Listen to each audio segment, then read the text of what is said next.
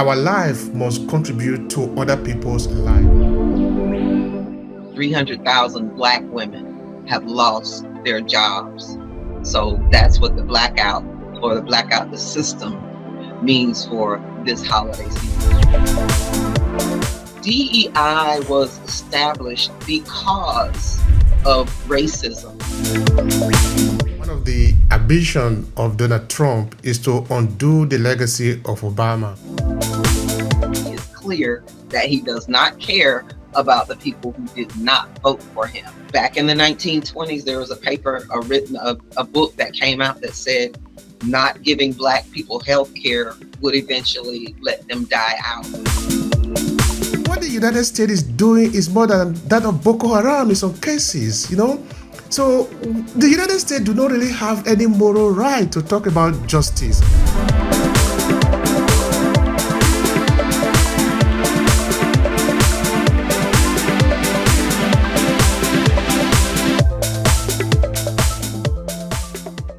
Hello everyone, and thank you for joining us in today's episode of the Obehi Podcast. I remain your host, Obehi L14. And of course, like you know, we bring in important guests here to share with you what is happening around them in their world, particularly within the African diaspora community. We bring in founders and business owners because we believe so much in the power of our story. So we tell them to use their story to be able to stand out in the competition so they never need to compete with other people. Story for us is like a blinder so that you never need to be distracted with all the shiny objects that are happening left and right and center. Instead, you focus on the fundamental, which is your story, why you are doing what you are doing. So if you happen to be a founder of a business owner or a business owner, a service-based business owner to be precisely, and you want to be able to figure out your story and also think about leaving a legacy behind because we don't live forever, then I encourage you to reach out to us and we'll be able to help you through our proprietary system known as the Story to Asset framework on how to use your story as a blinder for your business. But today, of course, I have the honor of bringing in Kaye, who will be here with us. So Kaye Woodard, I think I pronounced that correctly. She has been a guest in this podcast before, but today she's going to be talking about something incredibly beautiful. She called it a protest blackout. That is really an interesting conversation we are going to have within the African diaspora community, most especially in the United States. She will explain to us, she will tell us what they are doing and how they are also contributing to the life of other people. That is what we encourage all the time, in that our life must contribute to other people's life. You see, you need to remember what Muhammad Ali said, that our service to other is the rent that we paid here on earth. So, Kaye, thank you so much for being here. Please share with the people who you are and what exactly you are doing. Oh, good morning, Obehi. Thank you for having me. I'm Kaye Woodard, and I'm here because I started a business based on what I learned in bringing my body back from totally debilitated. I have a joint and connective tissue disorder that wreaked havoc on my whole body. And in the process of trying to heal, I learned a lot of things about myself, technology, and how to put those together to get back to the strongest I've ever been in my life. So that's what I'm here to share and help people understand how they can get their healing or they can maximize or optimize their own personal performance. You were talking about protest blackout just now. So tell the people, what does that mean? Well, in the United States, our president has literally made an all-out attack on people of color. And in that process, they literally destroyed our means of getting access to jobs and opportunities through DEI. And DEI stands for diversity, equity, and inclusion. The purpose of it is to give people of color and marginalized people the opportunity to be in a job pool, not giving them jobs that they don't deserve or are not qualified for. Actually, in America, Black women are the most educated segment of the population. So any jobs that we have we earned. And in the process of Trump taking over the government, he had every DEI program scrubbed, even the ones that corporations were using on their own. He attacked those companies. So in the process, over 300,000 of us, 300,000 Black women have lost their jobs, and along with it, their health insurance and probably their life insurance as well. So we're here to do what we can.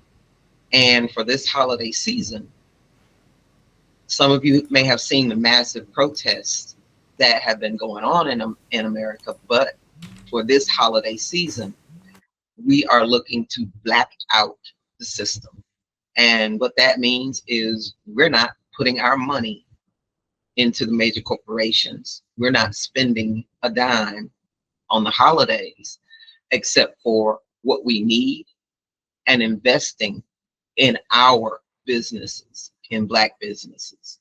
So that's what the blackout, or the blackout the system, means for this holiday season. So from November 25th to December 2nd, we are not to spend any money with the major corporations. I really appreciate that you clarify that part for people that are probably not understanding the whole message, especially if you're not in the United States. Like me, for example, I am in Italy. Even though I do follow the news, I will never be able to get the full detail like you that is on the ground there in the United States. Can you break down for us also uh, how the DEI was actually established? What was the reason behind it? So we can understand why this administration is kicking against it. Is it because they don't have funding anymore? Is it because it's not part of the mainstream? Or can you explain to us a kind of the history around it? DEI was established because of racism in America. And to level the playing field, that's what the DEI was supposed to do. It is not forcing any organization to hire someone that's just because of the color of their skin. It is asking an organization to widen the pool of applicants so that people of color have an opportunity to get in. And by having a good pool of applicants, then we get the opportunity to interview for these jobs. Whereas racism and white supremacy would have kept us away from even getting that opportunity to interview for the job. As I said, we're the most educated segment in America. So we had no other way to level that playing field, because I mean, any one person in an organization can say, well, I don't think they're a good cultural fit, or maybe they're not a good team player. Instead of saying, oh, that's a Black person, they'll use one of those and be able to keep us out of the hiring pool. And therefore, we won't ever be seen as competition for the others.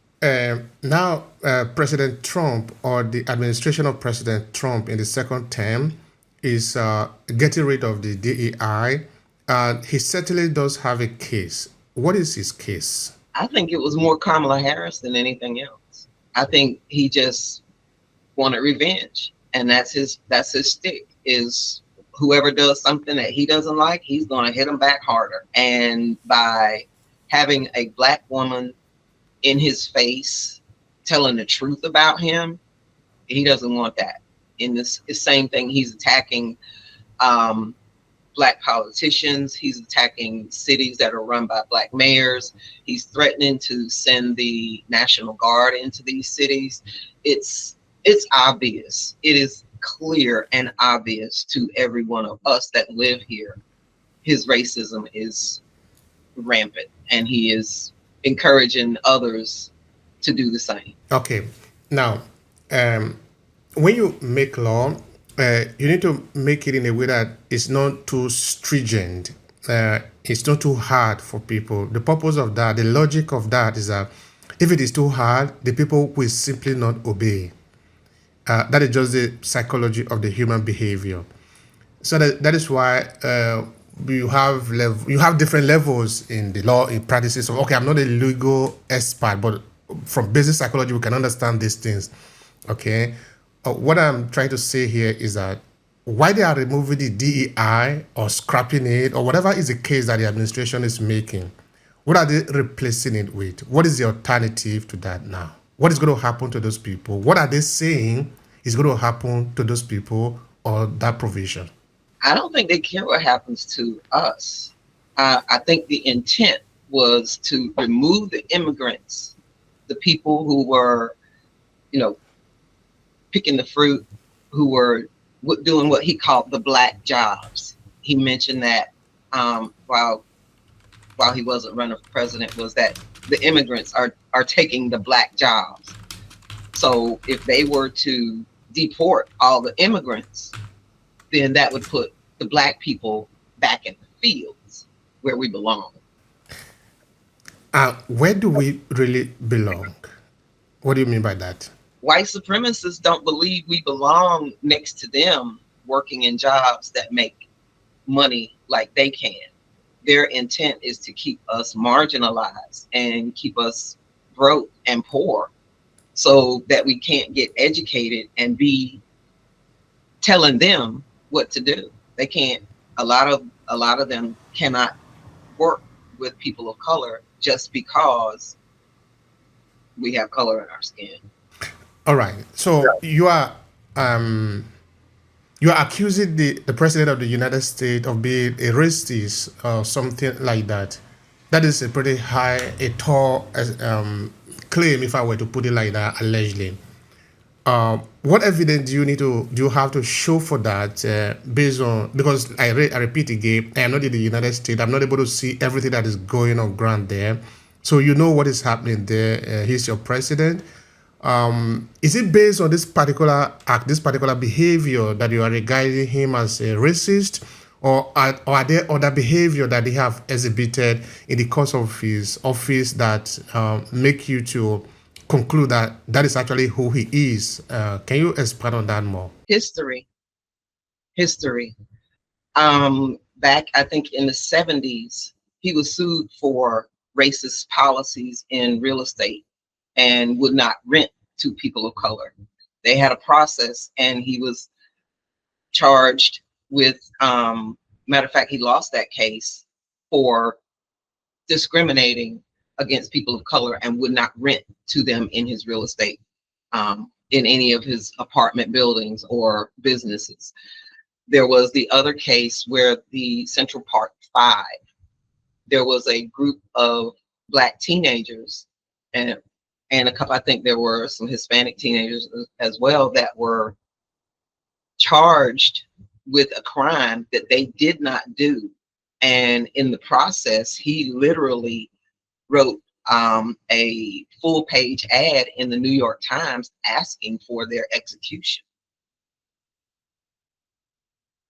He has a history of racism. So it's not like this is something he started recently.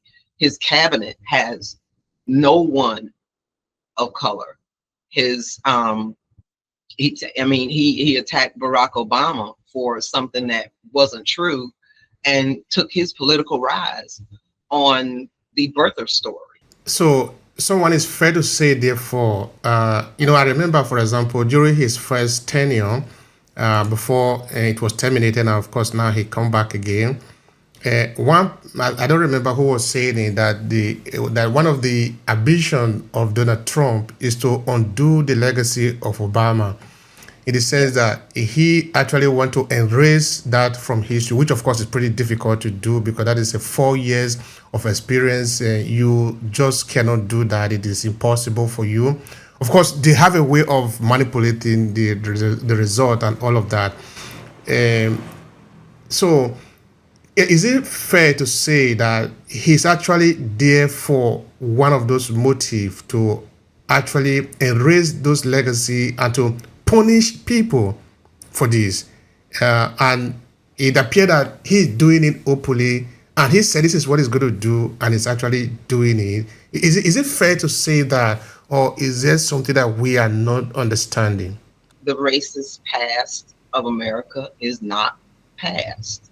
It's not past. So when people say, oh, we elected Donald Trump for the price of eggs, no, they elected Donald Trump for his raw and open racism. The white supremacy is the model. Remove the immigrants, put the black people back in their places, and we can maintain our white supremacist structure. That's the plan. All right. In the United States, is it lawful? Okay, basically, what is law now? Because of course, you have an administration; they can actually amend the law, modify the law to suit what they want to do. Because in a society like the United States, that is plural society, that is plural in terms of the demographic. Of course, many society actually is based of that in today's world, no? In that you don't have one ethnic group in a country, at least in the United States, there's no one ethnic group in the country. There are people from different ethnic background. But we can see that it's a country that is highly terrified by its past. The evil, the torture, the unjust treatment of a certain group of the people. So some people will hope that there should be an intensive effort to amend this so that we can move on. But from time to time, we see this would be like maybe when you have an injury, you have somebody coming to punch a needle on the wood instead of looking for a way to make sure that the wood heals. Sometimes you have this intention of making sure that the wood is reopened again so that you can see it in the open. I don't understand why this is the situation. Because it's not like the United States, you don't have the resources to be able to heal the wood. Of course, it happened in many other clients, that maybe in a particular situation, a particular ethnic group might have had the position to be able to create a lot of havoc. But in time, we should be able to look for a way to heal because we are not perfect. What I don't understand is why is it that there is this intention of going there to punch the wound, going there to punch where it pays. Instead of looking for a way to heal, we look for a way to inflict more pain. That is what I'm not able to understand because now we can see that a lot of people actually voted for Donald Trump, which is a reflection of a large proportion of the United States. So it means we haven't even learned from history. Am I wrong on this? It wasn't that long ago when he was president and crashed the economy the first time. It wasn't that long ago. Again, it was not the price of eggs. It's the raw white supremacy. You know what really make me, what really sort of saddened me sometime is that in Africa, for example, a lot of Africans sort of have a different perception of this character, Donald Trump.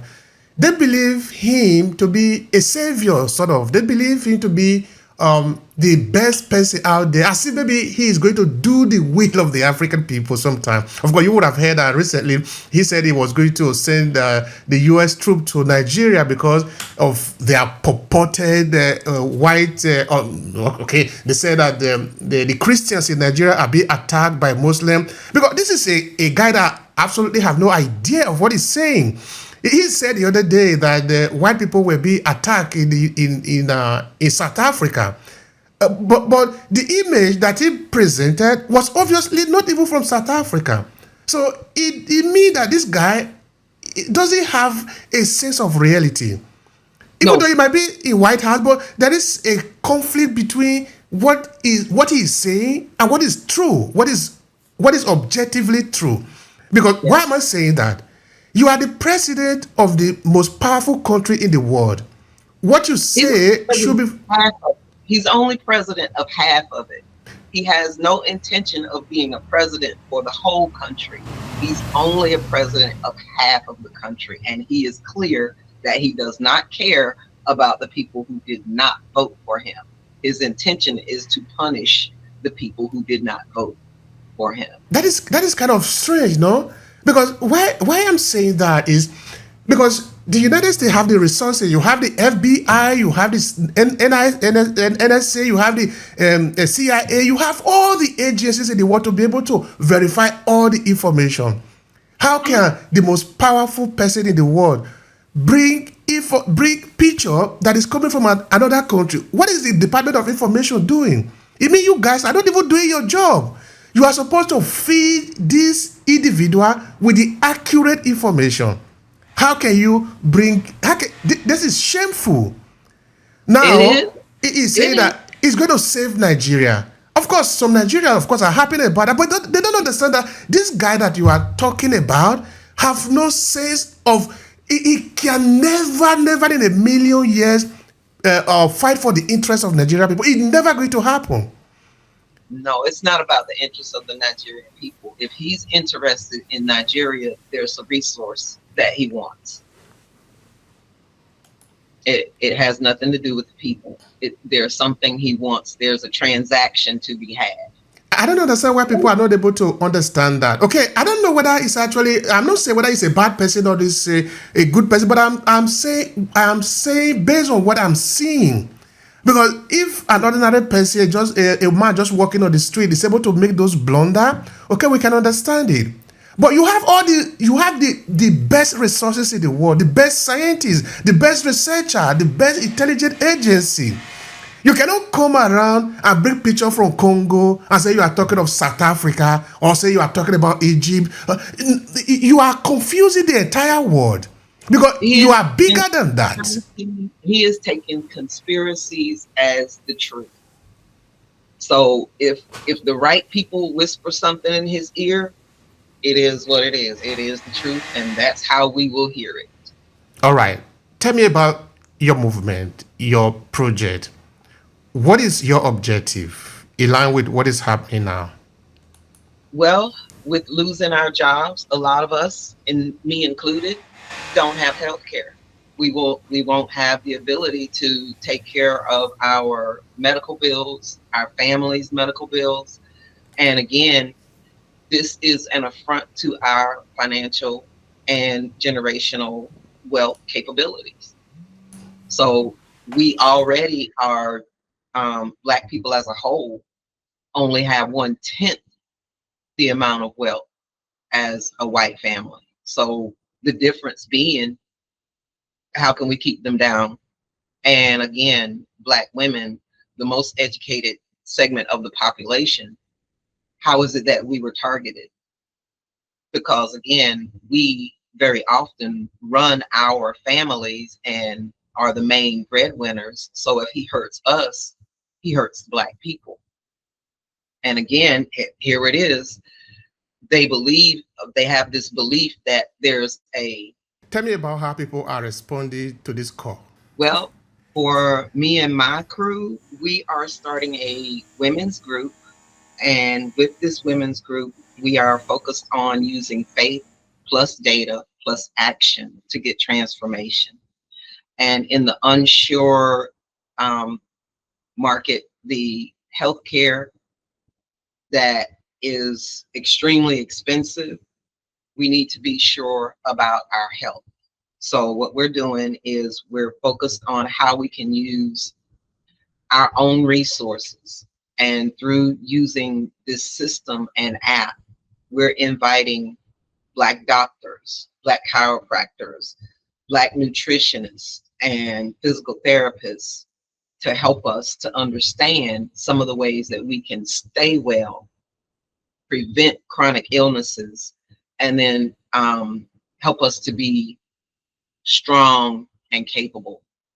So in the process, what we're doing is our system incorporates all of these things so that as we understand why we need to do this, our bodies are temples of the Holy Spirit. So if we understand how to best take care of our bodies, then we won't get caught up in the healthcare system that really does not care for us. Black people in America were not supposed to get health care back in the 1920s. That was something that was already decided, that if we didn't get health care, that we would die out.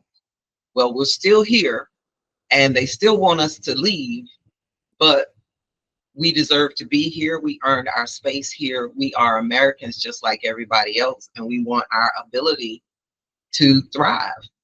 So our health has been going downhill, but if we get back in the driver's seat like we've been for millennia, then we will have the opportunity to improve our health.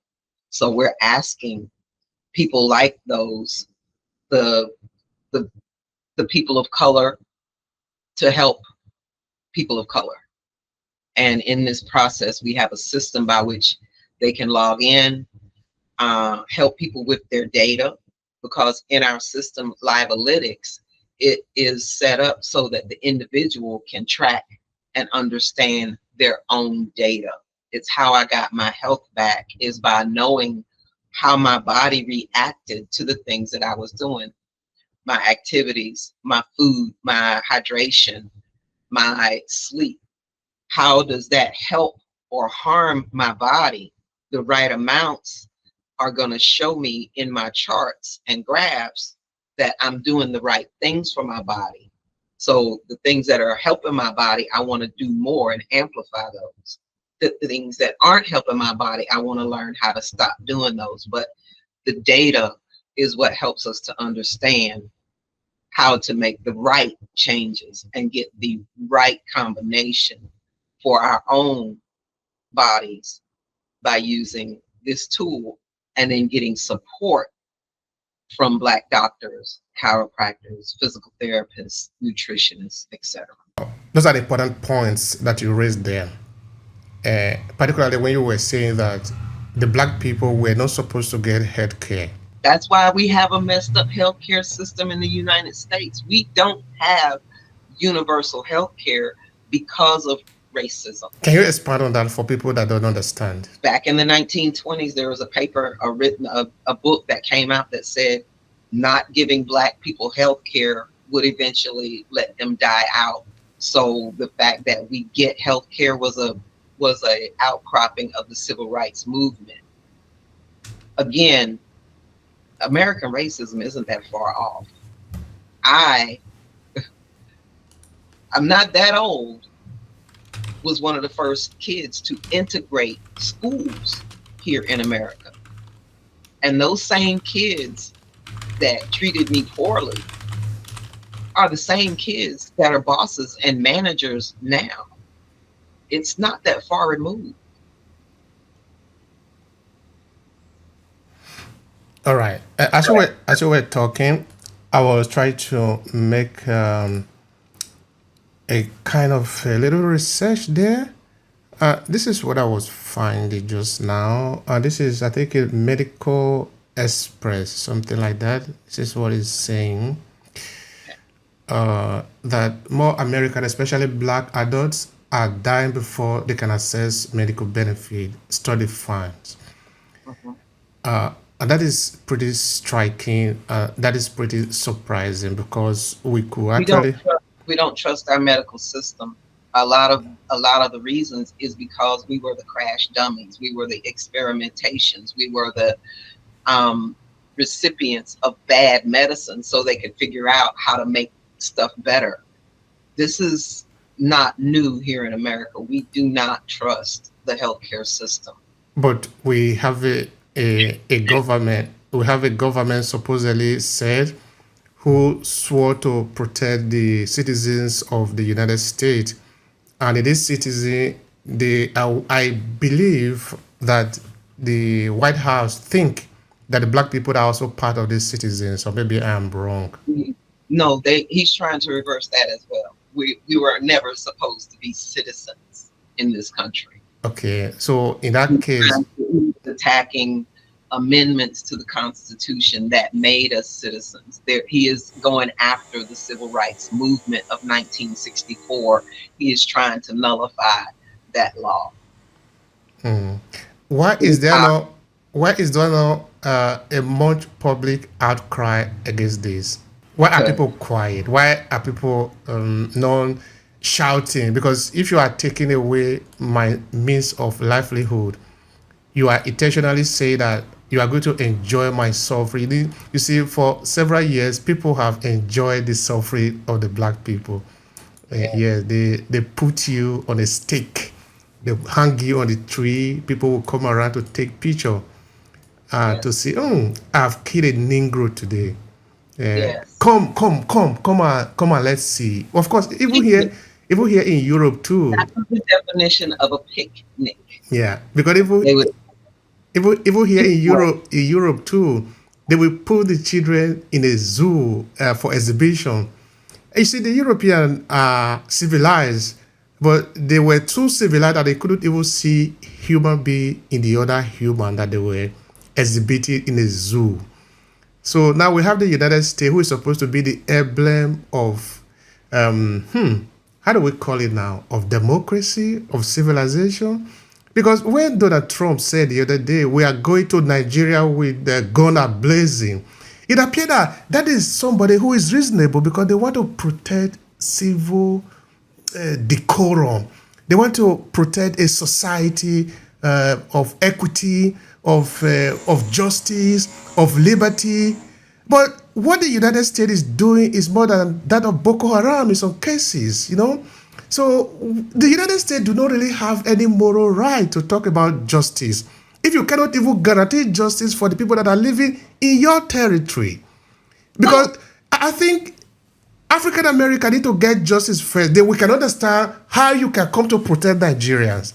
Because if you cannot protect those in your neighborhood, because okay, now there is a case. Okay, I don't want to be emotional here, but I think it is important that people understand this. There are several thousands of European NGOs in Africa preaching development, preaching about we are coming to help you. But I say they are lying. They are not coming to help Colonization. anybody. It's modern colonization. Yes. NGO do not help anybody. I say, how do we know this? If really European NGO were going to help Africa, but you see the African are running away from home now because the suffering is too much. But how many thousands and thousands of Africans have died in the Mediterranean Sea? Okay, apart from that, there are also those that have managed to get to Europe. These are the Africans that are now beginning to understand what is racism. What does it mean to be qualified for something, but you will not get it because you are an African? But how can you say all of this? That the European Union also amassed billions and billions of euro to help Africa. But you cannot help Africa. If you want to help Africa, help Africans in Europe. Those one will go to help Africans at home. Because you cannot tell me that you as a European, you love Africa more than the Africans in Europe. This is a blunder that the people here in Europe are making. That they pretend they want to help people that they don't even know. Whereas those that they know that are living with them in their neighborhood, in the same city with them, they can't even help them. So I think in this case that the United States have no moral right to preach democracy or liberty anywhere in the world if you cannot even guarantee it to a small percentage of your population. If we see you doing it to them right there in the United States, then we can understand, okay, now you are a just country. You are a country who understands decorum, who is able to participate in when we are talking about justice in a table, we can invite you because you can demonstrate it. But we see the police, we see a policeman kneeling in the neck of somebody to die. Not because this person has committed, even if the person has committed a crime. This is not supposed to be jungle justice in the United States because we have a lot of intelligent lawyers, we have law, we have system. This person must have the right to stand trial. That is how a civilized society should function. Not you kneeling down on the neck of somebody, you kill him. How do you take a dead body to a law court? It means that you are, I don't understand how these people reason. You are bypassing the law. You want to say that you are a country of law and order. That is a cognitive dissonance. You are saying one thing, but you are doing something completely different. Anyway, Yeah. I said again, I'm sorry. I don't want to be really emotional. That is why I don't talk about politics because it's very irritating. Okay. Yes, it is. It is. And again, we as Black people understand that the intent is to get us out into the streets hooping, hollering, and rioting so they have a reason to put their knee on our necks. That's why we're not out in the streets. That's why we're not rioting. They want a reason. He wants reasons to send the military into our cities. He wants the reasons to be able to come into our neighborhoods and police us up close. He wants the reasons. That's why we're not in the protests. That's why we're not in the streets. We're sitting down. We're taking our labor, we're taking our money out of the market. Tell me more about that. That is important because last week, for example, actually this week, we had a conversation which was entirely about building systems, building a support system within the African diaspora community. And of course, we were bringing in different cases of how this have been our model of life. In that we need to support each other for us to live, for us to survive. And I was saying, I think I was making an example of the United States, for example, where we have more than 20 million people. I say, okay, let's build a system where we can own, we can have a proprietary solution to our problem. I talk about a system of where a group of people can organize to help one another, to help one person at a time. You contribute $10. Say maybe, for example, you are 200 people. $20 or $10 or even $1 is something significant by the time you put it together. Now, of course, we need to also learn to trust ourselves, build something for ourselves, because it's not, the white people are never going to save us. It's never going to happen. We have to do it ourselves, and that is what scares them the most. That's when they act the worst, is when they see us rising. That's when they get their most violent. When we have leaders, when we have movements, when we have organization, that's when they have to find a way to destroy it. That was the Black Panthers that created food systems, that fed the hungry, that educated people. That became the biggest threat to our U.S. government. The leaders of that movement were murdered. That's where the opportunities, when we have Black wealth, they destroy it. When there was Black Wall Street in Oklahoma, they burn it to the ground. No repercussions. They killed hundreds of us. They removed millions of dollars of economic prosperity because they were jealous and afraid, and it's still happening. So if we have the way to do these things in the clouds, if we can keep our information out of their face, if we can keep our capabilities under the covers, that's what our movement is all about.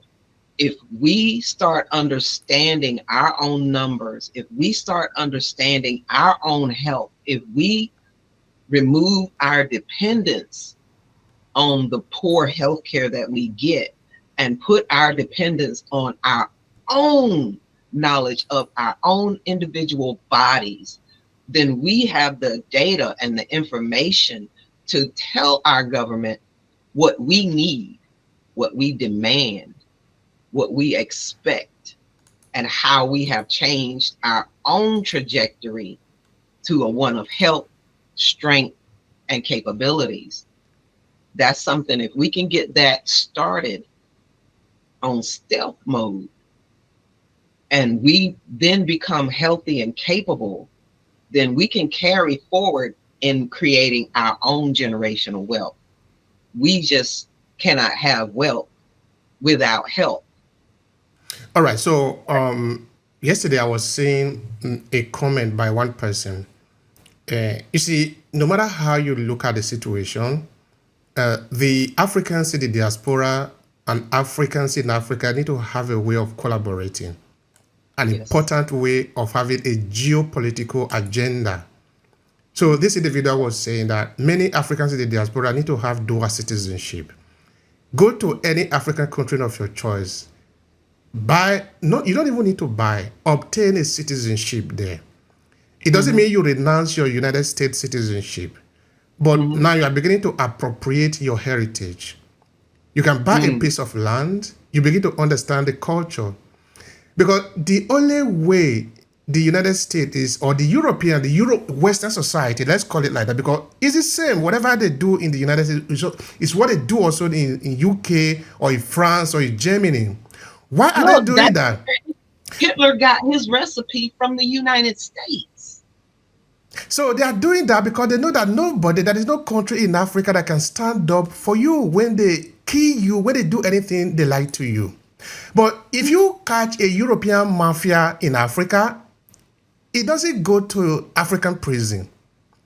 They have a way of getting him out. If by any chance you say your law is strong, you kill him, they are coming to destroy that country, not today, but they will look for a way to do it, to let you know that they respect their own, they protect their own. But come to the United States, come to Europe, any European country, the prison is full of Africans. Okay, I'm not saying that these Africans haven't done anything, but I'm saying that we need a solid system in Africa. Of course, Gaddafi was saying this, and he was already making a little bit of move, and we also understand what happened to him. But that is not going to deter people. What I'm saying, in a sense, is that as people of Africa, they say we are hundreds of millions of people here.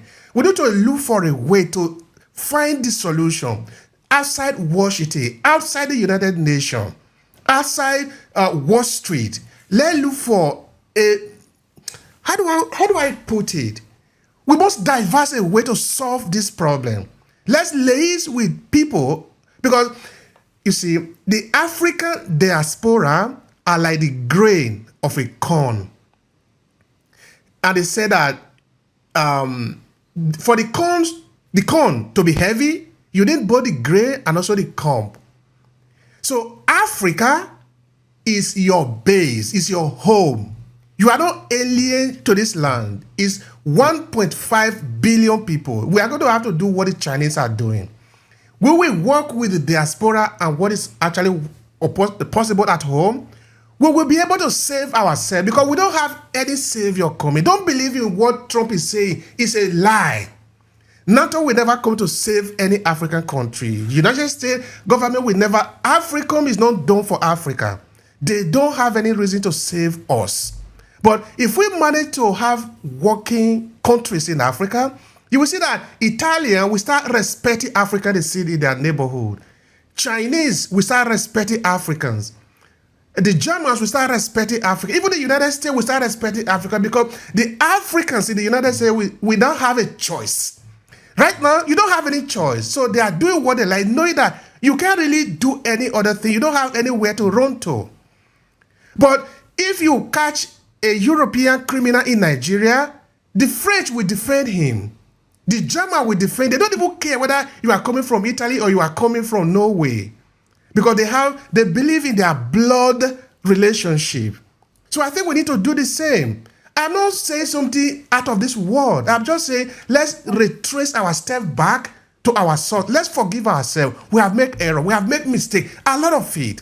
But the only way for us to survive in this geopolitical struggle, in this war, in this conflict, not for now, but also for the future, is for us to build something on the ground. And again, here in the United States, the white supremacists are cool with destroying it. We're cool with it being destroyed. We can't function the way the United States is running right now. So if they want to destroy it, let them have it. They want to remove our labor, our knowledge, our capabilities from the systems will fall. They will fail. We built this country, and when we remove our labor, it will not stand. So this is where they put us in the position to be. So if we sit quietly, it will fall. Yeah, that is a good move to sort of reset the system. You see, the thing is even confusing sometimes, in the sense that you see, in the days of Marcus Garvey said, okay, they don't like us here, they don't want us, let's go to Africa. But as he's making a move, they're also thwarting that effort, planting CIA agent there. Yes. I don't even know what these people want. They don't want you here. They don't even want you to leave too. Yeah. What kind of system is that? They understand that they have no creativity, they have no innovation. So without us, they will fall. So they can't let us leave. It's kind of hard to really piece your head around to see there is no country in the world that is coming to come and seize land in Europe. There is no country that is saying, oh, I want to go and take the European resources. I don't see any country really having that ambition. Africa don't have any ambition of coming to conquer Italy, conquer Germany, conquer France, because there is really nothing of use to the African survivor in Europe. The only reason that we are in Europe because our system is so messed up that we are just grabbing on things to survive. If we manage to have a functioning system, all the Africans in Europe, maybe not all, but nearly all to more than 90% of them will return. Because we'll have better life. We have better understanding of what living really is. At home, where we're loved.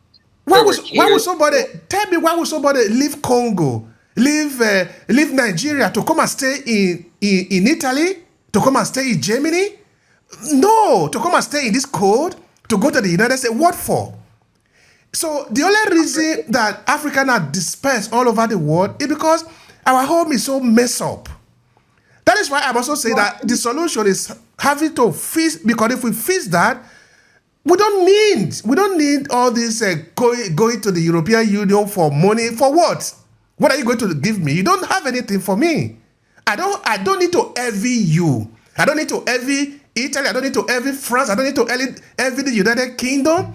What you have, I don't need it. If there is anything I ever need, we will negotiate. But I never, even in the distant future, I don't see an African army coming to Europe because it's almost, I don't want to say useless, but we don't need it because based on our own understanding of life, we have nothing to conquer in Europe. Right. Again, we were over there minding our business in Africa when they came and decided to take everything and own everything, and all of us and our resources. All right. Thank you so much, Kaye. It's been a pleasure talking with you. Sometimes maybe it's also good to have this with this energy that we have inside of us because it's absurd. It's absurd what is happening, you know, in that the father of the Western civilization, the United States, what to call itself, is not even able to practice what they are saying at home. Therefore, he lost this moral right to go around and start talking about democracy in the world. It's just like, for example, the Commonwealth. I've never really. I'm going to have this argument because many Africans are in the Commonwealth, but I've asked the question: what is a Commonwealth? Now you have this this English, the United Kingdom, people of this international mafia who came to your land, steal your money, steal everything. They say colonialism is over. Now we form a Commonwealth. How do you form a Commonwealth with a thief? English, the British are thieves. They come to steal your land, and now they say, let's form a Commonwealth of what? Common for what? And the Commonwealth, the head of the Commonwealth is King Charles. How can a thief be in the same Commonwealth with the people that you stole from? All the artifacts they stole in Benin, they have not returned it. They are not paying tribute to that. So what is it? And again, how can they call people here illegal immigrants on stolen land? So I never understand that. I said the only reason we can have a Commonwealth, we first of all need to kick out the British from it. You are not invited to this meeting. Now we can call it a Commonwealth. As long as British is there and as the head of it, that is called colonialism, where we are maintaining the Commonwealth of the British imperial system. That is, well, let's call it the British imperial wealth, not the Commonwealth. India, United Africa, South Africa, Nigeria, Ghana, and the rest of the country can form a Commonwealth, but the first objective must be to kick out British from it. British is not invited to the table. Otherwise, it's not Commonwealth. It's common for them to be wealthy. All right. It is not for the good of all the people. It is the United States is not for the good of all the people. All right. Thank you so much, Kaye, again. Tell people how they can support you. Black out the system. We as Americans don't spend this holiday. If you buy something, buy it from a local business or a Black business or a immigrant business. Do not buy from the major corporations, those oligarchs running with Trump. Don't buy from them. Keep your money, keep your family at home this year. Don't spend. Black out the system. If you spend any money, do it with me. Do it for your community. And again, do it for your own freedom. Because if this system is allowed to propagate, what happens here in America will happen in other places as well. Thank you so much for that. And for all of you that have listened to the conversation, of course, you see that I went on the tangent a bit because honestly, this is why I don't talk about politics, because it's very irritating sometimes. There are people who should not be in politics because they have no business leading. They are just there to steal, to destroy, to cause confusion. We have them in Nigeria, just like we have them also in the United States. And it get me irritated when I talk about. That's why I just try to avoid it and talk about other things. Okay, so if in case I offended you, I'm sorry about that. This is a thing that if affect the life of people. So this is not good. It's not good. We shouldn't play with the life of people. This is wrong. Anyway, please leave your thoughts in the comment section. Let me know your thoughts if you agree or disagree. I don't have any problem if you disagree with me, but share your point, okay? So thank you so much, and support also the cause that you like, because we need common humanity to save our humanity, okay? We don't need this division. We need to build. We need to be able to help one another. That is what we are supposed to do. We help each other. So thank you so much for listening, okay? Thank you so much, my sister. Keep on doing the good work.